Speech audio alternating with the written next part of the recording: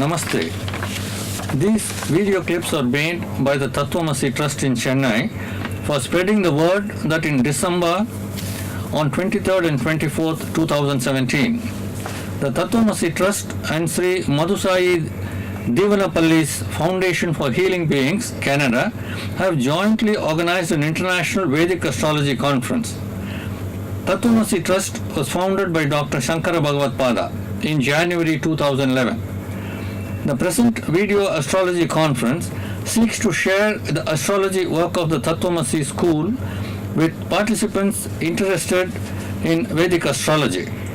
These participants are in India in the conference venue and in many other parts of the world. The conference is organized as a hybrid meeting, teleconference.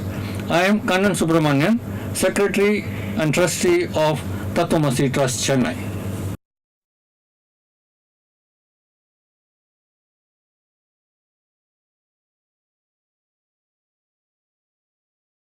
The Western astrology and Indian Vedic astrology, they're different. In what ways? They're different in so many ways. For example, the Western system of astrology uses the tropical zodiac, and the Vedic astrology, they use the sidereal zodiac. And the two zodiacs are actually shifted from one from the other through an angular displacement, which is called the Ayanamsha, of about 23 degrees 58 minutes in 2016. That's the shift. And the sidereal zodiac is such that the movements of the planets on the zodiac, whether it is in Scorpio or in Capricorn or Aquarius, they actually correspond to the observable positions of the planets. If an astronomer were to take his telescope and actually look, then he will find that the planetary positions in a Jyotish chart exactly correspond to the astronomical positions on the sky, on the celestial sphere, as it is called, the big dome, on that. And so that's the case for the sidereal zodiac. And the tropical zodiac is different. They don't correspond to the thing. And Western astrology is not divine-centric. Jyotish from India is divine-centric. It's completely out and out. Right. And planets are not the essential things in Indian Jyotish. And that's why you go to any Hindu temple, you find the Navagraha Devatas and a separate small shrine allotted to them, the Navagraha Devatas, all the 9 planets including Rahu and Ketu. And the existence of the Navagraha Kshetra in every Hindu temple is the compelling testimony that the planets are not significant in the Hindu Jyotish, in Vedic astrology, but the Navagraha Devatas are significant, and the planets represent them. Now in the West, the planets are planets, and there are no remedial measures in Western astrology, and there are no predictions in Western astrology. Right. Predictions and remedial measures are in Jyotish. And Parashara, in his classic Brihad Parashara Horashastra, has devoted a lot of sections to remedial measures. How to counter evil effects, as he calls them in his book, and afflictions, how to counter that.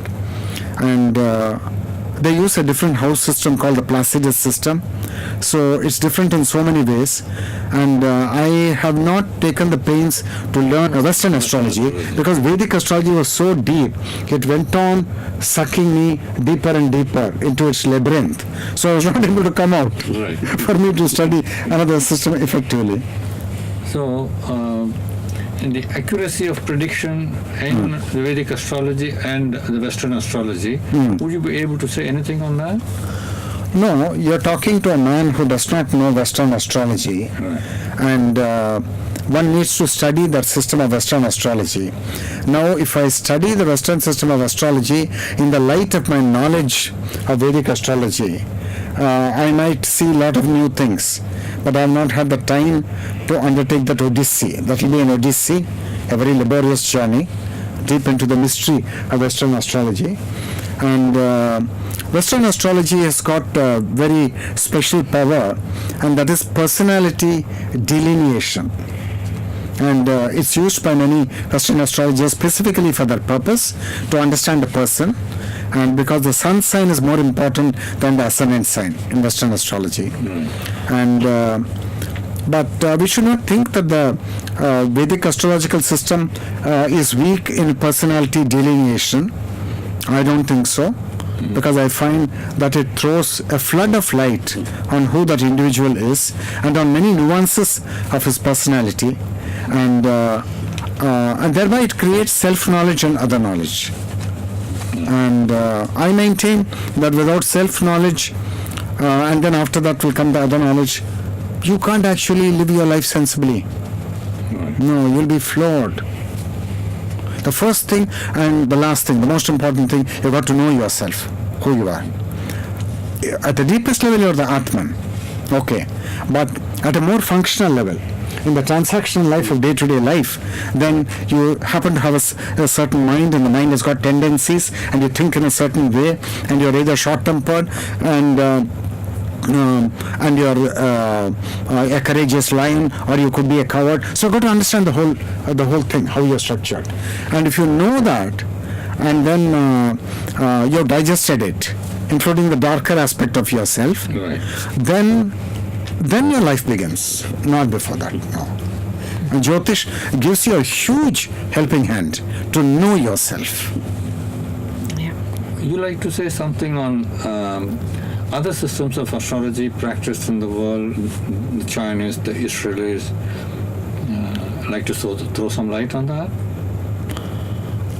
I am not qualified to do that, because I have not studied the Chinese system, nor have I studied the Egyptian system, nor have I studied, probably the Greeks have their own system of astrology, not studied.